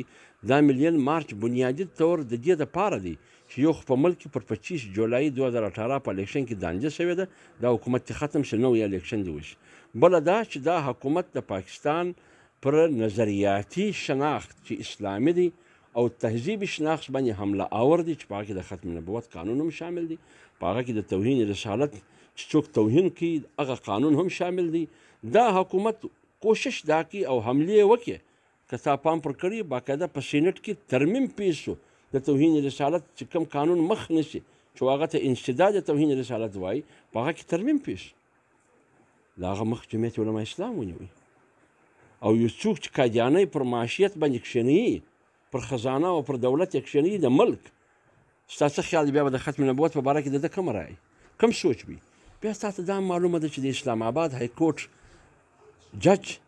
شوکت صدیقي د شفقت محمود نوم اخیستی دي چې دغه ترمیم چې د نواز شریف په حکومت کې و په دې کې لوی کردار د شفقت محمود لہذا دا حکومت چې دی موږ خطره دا محسوسوو بلکې موږ په خپلو سترګو ولیدل چې کوشش یې وکړي چې ختم نبوت قانون او انسداد توهین رسالت قانون خطره موږ محسوسوو او عمله هم پر شوې ده بار بار نو جمعیت علما اسلام د دې مخه نشي قطعا دا نشي کېدلی چې موجوده حکومت د پاکستان اسلامي نظریاتي تشخص اسلامي کلتور ثقافت او تهذیب د عقیده ختم نبوت قانون او د توهین رسالت د مخنیولو چې کوم قانون دی دا څوک نشي ختمولی که څوک دا ملک غواړي د دې ملک وحدت غواړي د دې ملک سالمیت غواړي د دې ملک جغرافیه غواړي د هغه طریقه دا ده چې د مدرسو خیال به ساتي د دین اسلام خیال به ساتي چې د ملک مذهبي شناخت دی هغه اسلامي دفات چې په عین کې دي په هغه به ګوته نه وي په عقیده ختم نبوت قانون به ګوته نه وي انسداد توهین رسالت قانون به ګوته نه وي هر هغه عمل چې د پاکستان د جغرافیې د پاکستان د سالمیت د پاکستان د استحکام د پاکستان د نظریاتي او اسلامي تشخص او د اسلامي تهذیب دپاره خطره د حکومت هر هغه عمل جمعیت علما اسلام به په صف اول په میدان کې ولاړ مننه نجات صاحب اخري سوال راځم چې موږ پر بین الاقوامي سطح باندې خبرې وکړي تاسو به پر مخ بیا دا ویډیو کتلای شئ وبه ګوري او تاسو به دا ویډیو پر ملکی سطح باندې خبرې د پی ټی آی د جمعیت علما اسلام د دې حکومتو په باره کې چې کومې خبرې وشوې د بلوچستان د حکومت او پر امن و امان را بسوز موږ یو ښار دی چمن یې بولي چمن د بلوچستان هغه واحد ښار دی چې د ټول بلوچستان زیات ریونیو ګورنمنټ له د چمن څخه چمن هغه واحد ښار دی چې جید علما کرام د چمن څخه وتلي دي چې چمن هغه واحد ښار دی چې د چمن د کراټو د فوټبال د کیلو نامتو کلاریان د پاکستان پر سطح کپټنان وسیدلی یا د امریکن لیګو په عراق او په شام کې هم یعنی چمن هغه ښار دی فوټبال په سطح وته تکشنی برازیل ویل کیږي او دغه رقم نور ډیر نامتو کسان د چمن څخه وتلي دا ښار په موجوده حیثیت کې چې د ګوادر باندې د ټول نړۍ نن حملې دي نن پر ګوادر باندې جنگ دی د دې ګوادر دروازه چمن ده د دې وستي ریاستي ریاستو دروازه چې د هغه د چمن ښار ده د چمن ښار موجوده حالات موږ به د جاپي صاحب څخه پوښتنه وکړو چې زموږ هغه رقم پر چینو باندې بتې خوړل کیږي نه زموږ ډاټسن والا جین تېرېدای شي نه زموږ لاري والا جین تېرېدای شي زموږ بتګري شروع ده نمبر 1 زموږ اسپیټال دی جاپي صاحب دلته یو اسپیټال چې هغه د کروڑا ورپو منصوبه و په محمود آباد کې د چمن د ښار دپاره جوړ سو د هغه 2 واره افتتاح هم وسوله په مختلفو حکومتو کې مګر هغه دغسې بند پر بند ولاړ دي 80% مریضان 80% مریضان زموږ دا صرف د دې لاس امري چې اکسیډنټ وسي دلته دومره سړی نسته چې ونسته په پر شوه کې وینه راوکاږي یا داسې وکړي چې دا مریضان وړل کېږي 80% دا په حق ورسیږي که چیرې د هغه دغه وسي هغه به 80% بچاوي دا زموږ د اسپیټالو حال دی د تعلیمي ادارو دا حال مې دی چې اساتذه کرام چې په ډیرو ملکو کې هغه ته د ټرافیک جرمانه نسته په ډیرو ملکو کې هغه ته جج ولاړیږي چې دی په عدالت کې پیسي اساتذه کرام چې په پرایویټ سکول کې 1000 روپۍ تنخواه ده د سرکاري سکول یې 1 لک روپۍ تنخواه ده په سرکاري سکول کې کله په هفته کې یوه ورځ ورځي کله د ورځې 1 غنټه ورځي او پرایویټ سکولو ته پوره ترجیح ورکړې ده او دغه رقم د بجلي زموږ دغه صورتحال دی چې په چمن 12 لکه آبادي په دا کې 15 لکه آبادي 3 ورځې بجلي نه وي بیا دا بله 15 لکه آبادي 3 ورځې بجلي نه وي بیا یو پیس کې د چا فریج وسوځل سي د چا د کالي ماشین وسوځل سي او بله ناشوده زموږ د چمن په ښار کې د هر پلات په میاشته کې 2 ورځې کرفیو راځي چې په هغه کې زما طالب علم خوار دی بې عزته دی سکول یې باندې په هغه کې زما مدارس باندې په هغه کې زما اسپیټال باندې په هغه کې زما د ډي سي دفاتر باندې په هغه کې زما نادرا باندې زما سپین ږیري د روډ د یوې غاړې څخه بلې غاړې ته نه را پرېښول کېږي وجه چیش ته وایي اعلی افیسران راغلي دي دا جاپي صاحب څه زه دا ډېر سوالونه مې سره یو ځای کړه د چمن په د مجموعي صورتحال په باره کې به د ده سره یې واخلو چې آیا صرف هغه کسان اشرف المخلوقات دي چې دا کوم اعلی افسران راځي یا دوی ورسره کښېني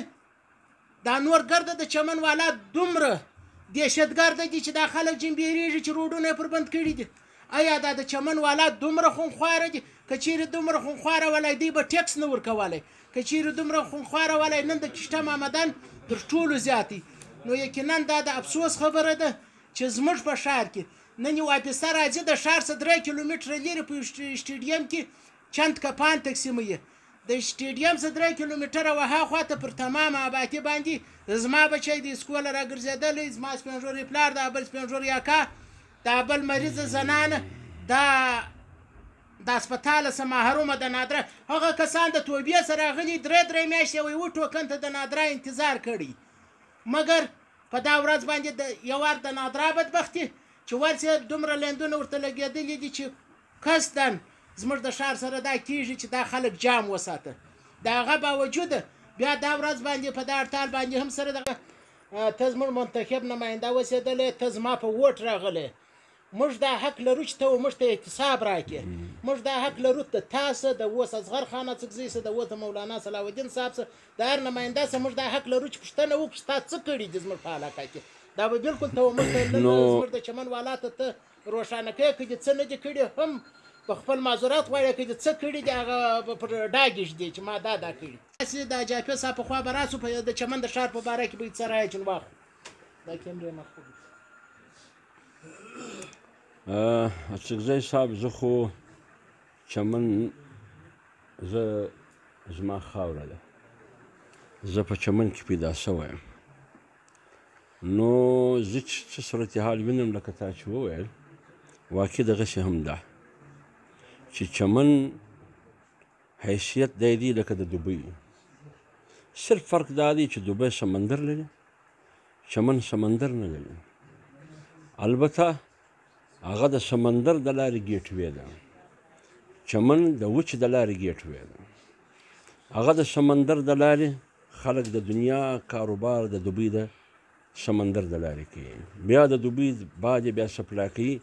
مختلفو ملکو ته مګر بدقسمتي دا ده چې چمن نن در په در پسمانده دی چمن خوار دی چمن د چمن خلک خوار دي نن د چمن خلک تږي دي په اوبو نه دي اوبه د چمن خلک د دوا او د علاج څخه محروم دي د چمن خلک د تعلیم څخه محروم دي کاروبار نشته ژوند نشته زندگی نشته بجلی نشته ګیس نشته یعنی د ژوند هغه اهم بنیادي ضرورتونه د چمن 8 یا 10 لکه آبادي دا د دې ټولو څخه محرومه ده ما د دې علاقې نمایندګي کړې ده زه د چمن د خلکو شکریه ما بار بار ادا کړې ده زه د خپلې پارټۍ شکریه ادا کوم د جمعیت علما اسلام ما د چمن د خلکو نمایندګي کړې ده 3 کاله 4 میاشتې 3 میاشتې بیا د سپریم کورټ د فیصلې په نتیجه کې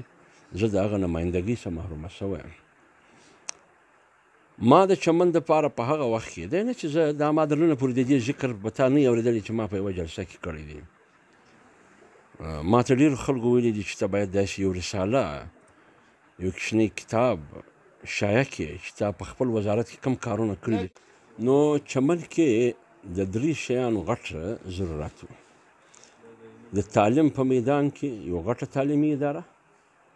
نو ما د کیډټ کالج کوشش وکړ د چمن دپاره د چمن د صحت په میدان کې یو ښه دروند غټ هسپتال لکه د کوټې د ښار سیول هسپتال دا زما په نظر کې و 3یم شی د چمن ما په نظر کې و ګیس چې د چمن خلک باید د ګیس د سهولته څخه فایده واخلي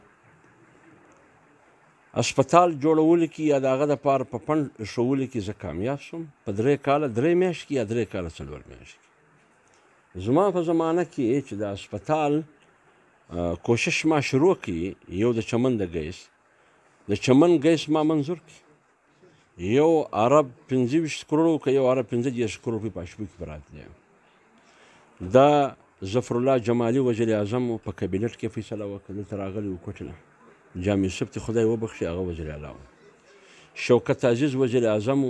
په کابینټ کې اوس هم چې د هغه زمانې ریکارډ راواخلي دا به پکې وي چې چمن ته به ګیس ورکوو چمن زیارت یو ځای بل یاد کړي کلات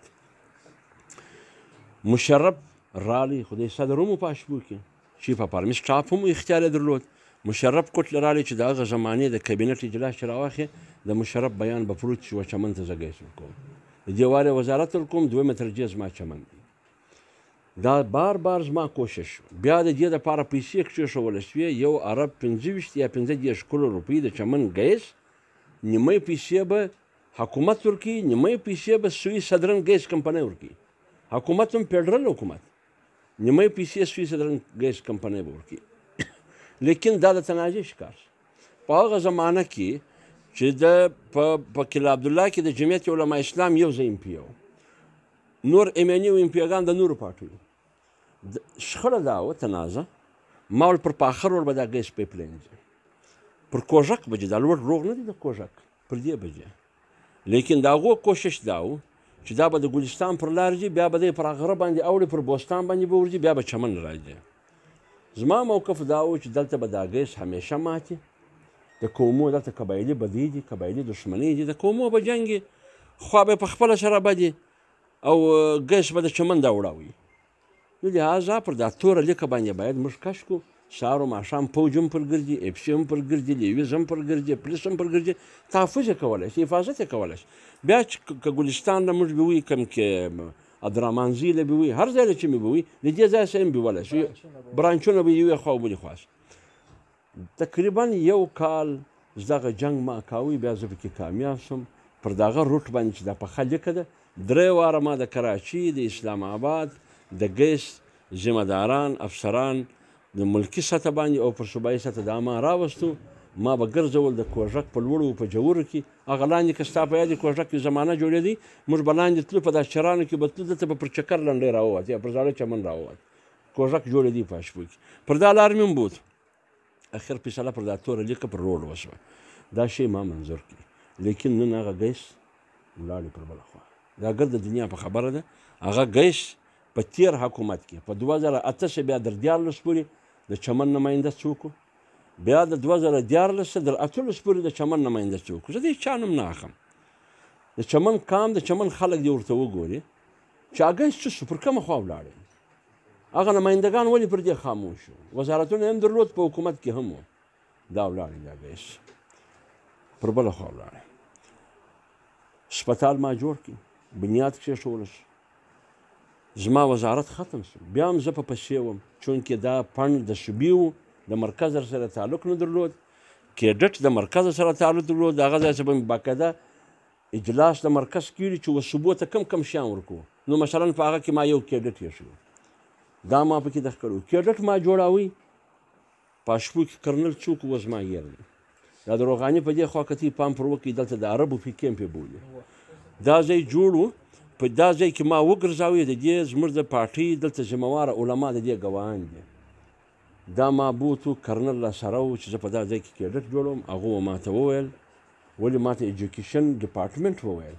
ول ته که کیډټ جوړویم ځکه راښکاره کړه ما چې ورښکاره کول دا خو د پوج په لاس کې ده د اف سي په لاس کې ده بیا مې د کرنل سره میټینګ وکړي هغو چې هر وخت تا منظري راوړه دا ځای زه درېله کوم کرنل را سره و کیډټ کالج دلته چې کوم شی جوړېدي د بلوچستان څخه اپروول د کابینټ د اجلاس څخه او د پلانینګ څخه دا ما ویشتي منظور مې کړي و اسلام آباد د مې یوړی د بده مرغه په قسمت کې د چمن نه ولیکلې زما وزارت ختم شي بیا تا ته معلومه ده چې بیا فیصلې بل څوک وي کال یو نیم کال خو دا ګسه محروم و بیا په کار دا وه چې کوم نماینده د 2008 بعد راغی هغو دا په مخ اخیستې او دا ډېر اسانه کار و دا ګران کار هم نه دا شی ولاړې در اوسه پورې نشته د 2014 بیا در 18 پورې دا کیډټ کالج نه راغی ګیس ولاړې پر بله خوا هسپتال ستا په مخ کې دی هسپتال در 2013 پورې پیسې ما ولې شوې زما ملګري په حکومت کې وو زما امپیګان په حکومت کې وو د چمن نماینده د بلې پارټۍ وو زما ملګري هلته په حکومت کې وو هغو ته به ما خواست وکړي چې دا د چمن هسپتال دی دا مه ضایع کوئ. که ستا یاد په هغه وخت کې باقاعده هسپتال بچاو تاریخ شروع شو. اول وار ما د هسپتال جوړاوی دا اوس زوړ د ښار کوم هسپتال دی دلته ما جوړاوی. دا ما په دې وجه جوړاوی چې دا د ښار مابین 3 منزله ما جوړ، په دې کې د ګاډیانو پارکینګ هم مختلف شیان پکښې وو. دا دغې هسپتال لکه د کوټې د ښار دا لوی غټ شول هسپتال، دا دغې هسپتال اول د دې اول فیزیبلیټي پیشون چې جوړ 14 کروڑ روپۍ وه غالبا 14 کروڑه په څه بالا یا کم. بیا خو تاته معلوم دي چې څونه وخت تېرېږي خښت هم ګرانېږي سریا هم ګرانېږي هر شی ګرانېږي. زموږ د چمن څخه خلک زه نومونه نه اخلم هغه کده د ټیکې په بولۍ کې ناست چې کله ټیکه نه سوه ورمیلاوه ټیکه واسګزي صاحب ته ورمیلاو شوه حافظ حمدالله خوابدی چې ما ته ولې نه سو میلاو ابل صاحب خوابدی چې ما ته ولې نه سو میلاو. په میدان کې خو زه هم نوم یې هسپتال بچاو تاریخ شروع. د هسپتال بچاو تاریخ په نتیجه کې هسپتال د تنازع شکار شو د جنگ شکار شو. بیا یو داسې مرحله راغله چې زما وزارت ختم شو بیا زه نمونه نه اخلم څه سرکرده خلکو کوشش کاوي د غره په خوا به وي چا به په دې خوا دغې به وي چا دغې دلته په دې خوا به وي چا به د غره په خوا به وي. بابا ته غره له دادونه هسپتال څه شته باره بیاست دا خو د ښار شی دی غره له تاسو څوک درځي و ته د محمود آباد څخه غره له ځې. بیا زه راولاړ شم دا نن زه اول وار دا خبره کوم زه ورغلم کور کمانډر له په زمانه کې زما وزارت نه کور کمانډر ته ما وویل ما د هسپتال منظور کړی دی د دې پیسې پرتې دي زه یو ګزارش کوم چې د هسپتال دپاره مځکه پیدا کړه ته یې کولی شې د هسپتال جوړ کړه ورته ځای راوښیه. ما 2-3 ځایه وښوم په هغه کې یو داسې د کورو سره ځای و. اوله ترجیح دغه و چې دا اوس کوم ځای بیا تا ته معلومه ده چې پر دې ځای هم خلک ودرېدو چې موږ یې نه ورکوو. لیکن موږ د خدمت قسمت یې بولي د چمن د خلکو خوشبختي یې بولي نیکبختي یې بولي هغه هسپتال کار شروع شو. بیا د هغه 2006 25 مۍ باندې زه ختم شوی 2006 مۍ زه ختم شوی. په 2008 کې انتخابات شوي دي د 2014 پورې د چمن نماینده څوک په 2014 کې انتخابات شوي دي بیا د 2018 پورې نماینده څوک هسپتال ولې نه رسېږي و تکمیل ته ولې نه رسېږي هسپتال د هسپتال شروع کېږي ولې نه. ما یې ابتدا وکړه د آخري شپو کې بیا په تېر حکومت کې هم چې د دې ځای نماینده و هغوی بیا ابتدا وکړه نو ابتدا وکړه دا شروع کېږي ولې نه. نو لهذا زما په زمانه کې دغه 3 غټ کار یو هسپتال ستا په مخ کې دی یو کیډټ کالج ما منظور کړي د اسلام آباد پورې مې یوړي بیا په کار ده د نور نمایندګانو ذمهواري ګیس ما منظور کړي بیا په کار ده چې د نور نمایندګانو په دې پسې همت کړی وای. د بده مرغه زموږ دا تربرګلوي یې بولي سیاسي محاذ-آرایي یې بولي تناو یې بولي ضد یې بولي چونکې دا حافظ حمدالله په مخ اخیستی دي د حافظ حمدالله کار زه نه کوم هلکه دا د حافظ حمدالله کار نه دی دا د چمن د عوامو کار دی د هغه په ګټه کې تمامیږي. نو صحت په باره کې هسپتال د تعلیم په باره کې کیډټ کالج د ګیس په باره کې 1.35 کروڑ روپۍ منظوري هسپتال کې زه کامیاب شم خو لیکن په کار دا و چې په 10 کال کې دې خلکو شروع کړی وای در اوسه نه دي شروع کړی. بل زه دا درته وایم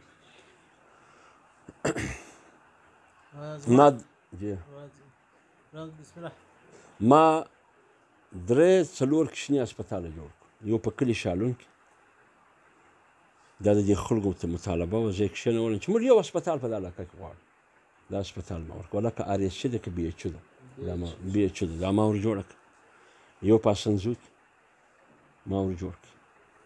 یو په ادرمانزو کې دا 3 یو د خدای دې مغفرت وکړي الله دې وبخښي حضرت مولانا عبدالغني صاحب په مدرسې په کونج کې چې دا کوم BHU ده دا ما ور جوړه کړې ده دا 4 ما جوړ کړو. یو مې کالج جوړ کړي په دغه کې په ادرمانزي کې مې کالج جوړ کړي. بله زما په زمانه کې هېڅ کله د هسپتال دوایي کې کمبود نه دی راغلی ریکارډ راواخه ویې ګوره ډاکټر اختر اوس هم ژوندی دی پوښتنه ځینې وکړه چې زما په زمانه کې د دې کمبود. روډونه دا روډ د کلي شالونه سه ونه شي بیا در بوغري پورې دا روډ ما جوړ کړی مرده کاریز روډ ما جوړ کړی د رامان کوله پورې ځه دا روډ ځه هلته پر راوګرځه بېرته راشه وسه دا ما جوړ کړی د انځرګي کاریز روډ ما جوړ کړی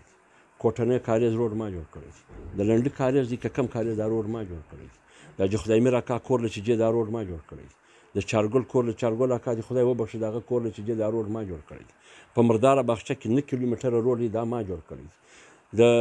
د شنه تالاو له چجې دا روډ ما جوړ کړی دی دا دغه چجې دا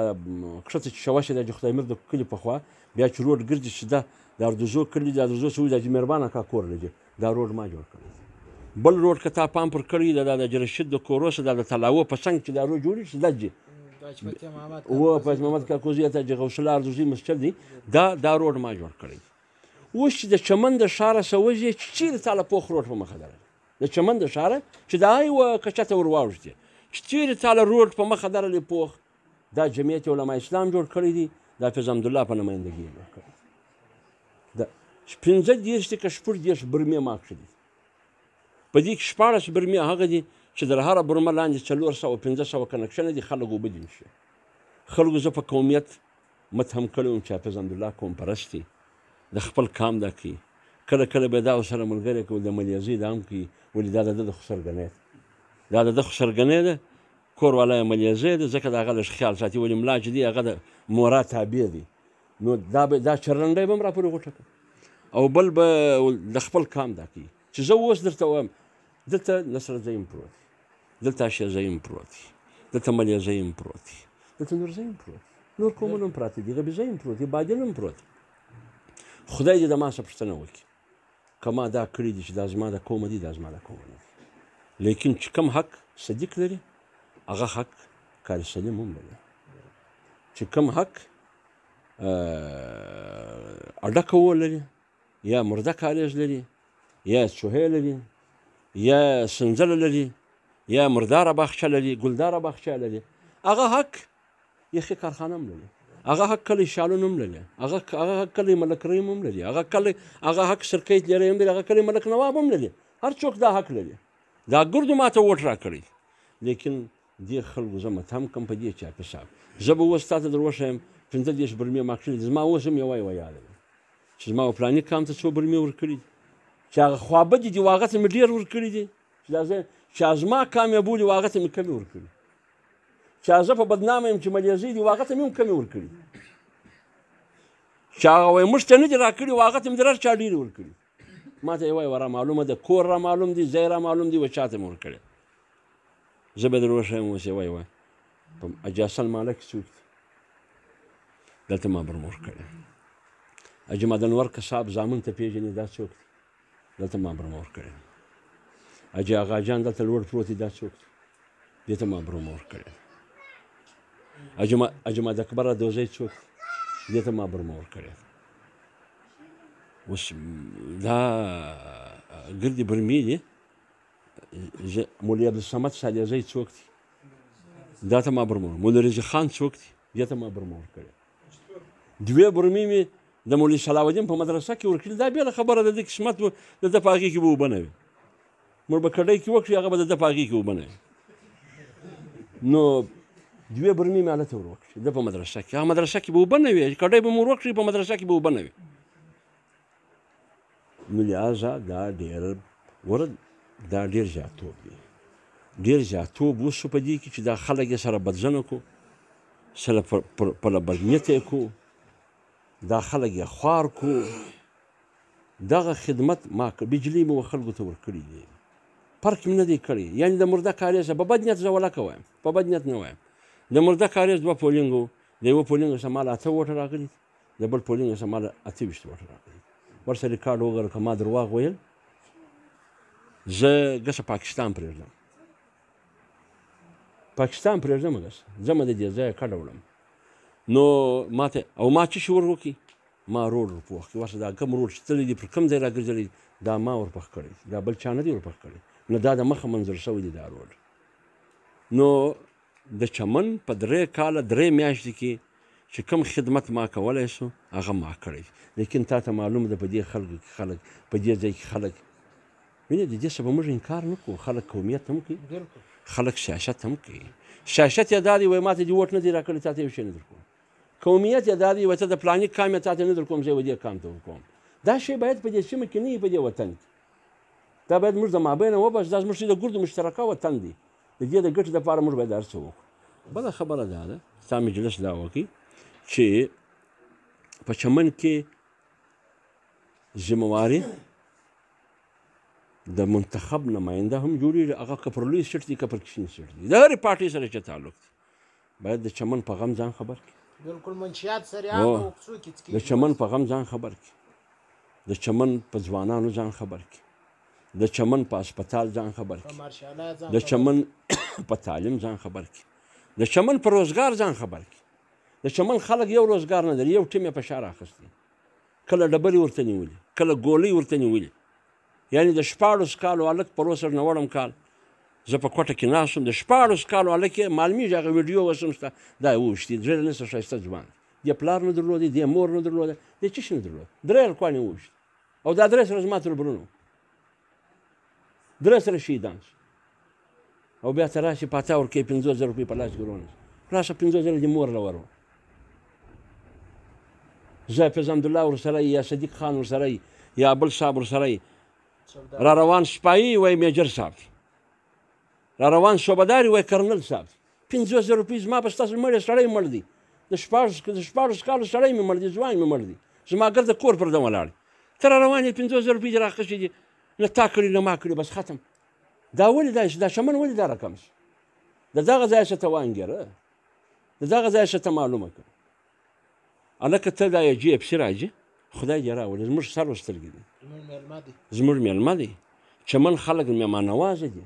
موږ د خپل ای جی اف سي عزت کوو، احترام یې کوو. موږ فورسز دي، موږ احترام کوو. زموږ چوکیداران دي، موږ احترام کوو. زموږ فوج، زموږ کور کمانډر، دا زموږ محافظین دي، زموږ چوکیداران دي د دې ملک، د دې موږ احترام کوو، عزت یې کوو. مګر کوم خلک چې تعلق ورسره لري یا ورغاړي و هغه ته ووایي چې یاره نن ته راغلی وې دا ښار 6 ګنټې بند و، زما کوچنی ناجوړ و هغه د ټکټر په ټیله کې مړ شو، زما کوچنی زما بیادبي ډېره معاف، بیادبي ډېره معاف، زما د ښځې ناجوړي وه ایا دي هغه کوچنی په ټکټر په ټیله کې پیدا شو. ولې روډ بند؟ زما بچان سکول له تلو، سکول له نه ولاړ. زما بچان ناجوړ و، ما اسپتال نه بیول، اسپتال نه ولاړ. زه دکان له تم یو رړی و، یو ټرماټر به مې خرڅاوي، هغه مانه کې خرڅ د بچانو 50 روپۍ به مې راوړې، هغه مانه وکړي. ښار ګرده بند، لکه په ښار کې چې جنګ یا پر ښار باندې یو بل ملک حمله کوي. چې پوښتنه مې وکړه ویل ول فوټبال میچ شروع دی. و د فوټبال میچ دا معنا ده چې ته ښار دروازې ته کلپان ور واچوه. د ښار د مشرانو څه ده، د 8 لکو عوامو د ښار د ښارانو دا ګیله ده چې دا څوک و ځان ته مشران وایي، یا کرنل صاحب یا برګیډیر صاحب د مشر په نامه راغوړ. موږ ته عزتمند دي، موږ احترام کوو، موږ عزت کوو. کم سے کم هغه و دا ای جی اف سی صاحب ته وایي، و دا کرنل و دې برګیډیر ته وایي چې صاحب تا دې خدای راوړي، تا دې خدای راولي، ته دلته و موږ ته یوه پکوړه راکړې، یوه سمبوسه راکړې، یو کپ چای راکړې، تا دې خدای راولي د 3,000 پوځیانو سره زه و تا ته پسونه در حلالوم، ستا دونه عزت کوم په درناوي. مګر خدای و قرآن ته وګورې دا ښار مه راباندې بندوه، دا د ښار اسپتالونه مه بندوه، دا د ښار تعلیمي ادارې مه بندوه. دا باید دی، دا موږ ته ذمهواري جوړېږي، باید ورته ووایو لار دا ده معلومه ده پر چکر لنډۍ راښوسه سیده بایپاس دی او دا روډ سیده وکیله ته درېږي. څه ضرورت دی چې زه راځم او هغه کالج روډ باندې راځم، روډ مې ګرده بند کړی دی، راځم پر باب چمن راوځم، د ډي سي د بنګلې پر مخ باندې راتېرېږم، پر دفتر باندې پر مال روډ ځم په کیله. ضرورت یې څه شته یاره؟ په هلیکاپټر کې راځه، ستا سره هلیکاپټر ولاړ دی، اسلام آباد کې هم تېرېږي. یعنې د کوټې پر ایرپورټ باندې ته کښېنې په هلیکاپټر کې ځې، په هلیکاپټر کې ځې چې کله امن و امان خراب وي. وروره هلیکاپټر دی 15 منټه کې د کوټې سره رسېږي. په هلیکاپټر کې راځه، قرار دلته کښېنه، نه به عام سړی خواري، نه به د چمن شعري خواري، نه به زنانه خواري، نه به بچی خواري. په کار دا ده چې د چمن عام خلک، د چمن عام خلک، دا خلک نه دي دا چې ناست دي، دا راولاړ شي 2 درجنې خلک سره کښېني، دا پاټیان یې راولاړ شي، جمعیت علما اسلام. اوس ما وکتل په دا مېلمنو کې یوه پاټۍ نه ده ناسته، بل ورځ چې ای جی اف سي راغلی دي، ما پر دا سوشل میډیا وکتل د یوې پاټۍ ذمهواره نشته. دلته خلک و پاټیانو ته ووټ ورکوي، دلته خلک و پارټیانو ته ووټ ورکوي هغه ستا خبره جاپي صاحب درګډومه ملګرو دا یوه خبره په ذهن کې راغله دا د ماحول فرق دی چند ځای منتخب نماینده هر څوک چې د پښتونخوا ملي عوامي پارټۍ د پاکستان تحریک انصاف د جمعیت علما اسلامي د هر چا چې منتخب چې دا قوم منتخبه کړي هغه نماینده دا حق لري چې هغه د کور کمانډر سره کښېږدي هغه د خپلو عوامو پوښتنه وکړي یعنې په پښین کې هم د هغه تقریب وسو په پښین کې د هغه ځای امینیاګانو امپیاګانو سره ناست دي په پښین کې د هغه ځای امینیاګانو امپیاګان ناست دي دلته موږ ته قدر لري مګر چند سلیکټډ کسان هغه دلته ورسره ناست دي نه ام پی سته نه امینیه سته مګر د پلګډ وړ دي زما منتخب نمایندګان په دا پروګرامو کې چیرې وه جاپي صاحب زه سوال کوم اوس پرې ده که د پارټۍ ده پارټۍ به اوس په دا چمن غږ وکړي د زړه د کومې به غږ وکړي په زراو انسانان به نه راوځي او چې دا کم خلک دلته ناست دا دې هم غږ وکړي 200 کسه راوځي نو د دې معنا دا ده چې د دې ښار نمایندګي پارټۍ کوي هغه پارټۍ که د پښتونخوا دی هم زموږ یو اعتراض نشته هغه که پارټۍ که جمعیت علما اسلام دی هم زموږ یو اعتراض نشته هغه که پارټۍ عوامي نیشنل پارټۍ نمایندګي کوي هم زموږ یو اعتراض نشته لیکن د هغه څه څوک پوښتنه نه کوي اوس چې پوښتنه نه کوي دا د هغه ذمهواري جوړېږي که پښتونخوا ده که ان پي ده که جمعیت علما اسلام دی که بله پارټۍ ده چې دلته اکثریت دی دا د کور کمانډر سره کښېني دا د ای جي اف سي سره کښېني دا د ګورنر سره کښېني دا د دې د وزیر اعلی سره کښېني خبره ورسره وکړي چې وروره دا څه دی دا اوس څه شي دي پر امن و امان دي خبره ورسره وکړي پر دا صورتحال دي خبره ورسره وکړي یعنې دا خلک د فوټبال میچ نه غواړي د فوټبال په میچ باندې زما لوږه نه ختمېږي د فوټبال په میچ باندې زه یو ټیر راوړم هغه دوه کېږي نه بلکې د هغه یوه ټیر لار دې هم راباندې وتړم هغه ټیر هم ځایه چې زه 200 روپۍ ګټم لہذا په فوټبال او په دا یو کپ نه زما لوږه ختمېږي نه زما تنده ختمېږي نه زما ناجوړي ختمېږي دا یو شی هم نه کېږي خدای دې خدای راولي کسې میراډونا راول رونالډو راول او میسي راول دا ګرده راوله چې د دنیا هغه مشهور فوټبالران دي موږ به ګرده اتڼ ورته وکړو خوشحالۍ به ورته وکړو مګر زما لوږه نه په ختمېږي نو دا یې وکړي چې اصل واکمن دي د دې حکومتو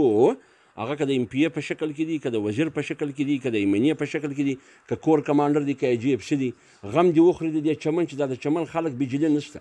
د چمن د خلکو تعلیم نشته د چمن د خلکو صحت نشته د چمن د خلکو روزګار نشته د چمن د خلکو امن نشته د دې غم دې وخوري چې یاره دا په نس څنګه ماړه دا یو شی نشته لہذا زه د چمن و عامو خلکو ته دا خواست کوم بالخصوص عام خلک څه بالخصوص سیاسي پارټیان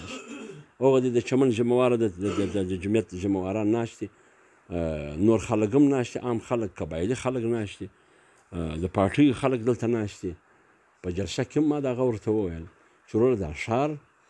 مه یله کوئ و خلکو ته د دې ښار سمه نمایندګي وکړئ د دې ښار غم وخورئ د دې ښار چې کوم ضرورت دی د هغه دپاره منډه ترنډه وکړئ د هغه دپاره کوشش وکړئ ورسې ورته ووایاست ورته دغه مه کوئ راسره هلکه بجلي نشته لکه د بجلي بل را روان دی ما په 40 غنټې کې 2 غنټې بجلي نه ده لګولې د بجلي بل د میاشتې 4000 روپۍ راځي زما د بجلي غم ته نه خوري ما سولر لګولې ده په سولر ګزاره کوم زما اوبه پر 1200 فوټه دي که پر 1100 فوټه دي چې بجلي نه وي زه په چش راوکاږم زه ټانکۍ په 1500 روپۍ رانسم په 2000 روپۍ رانسم زما د اوبو غم وخوره هغه ته نه خوري زما د اوبو غم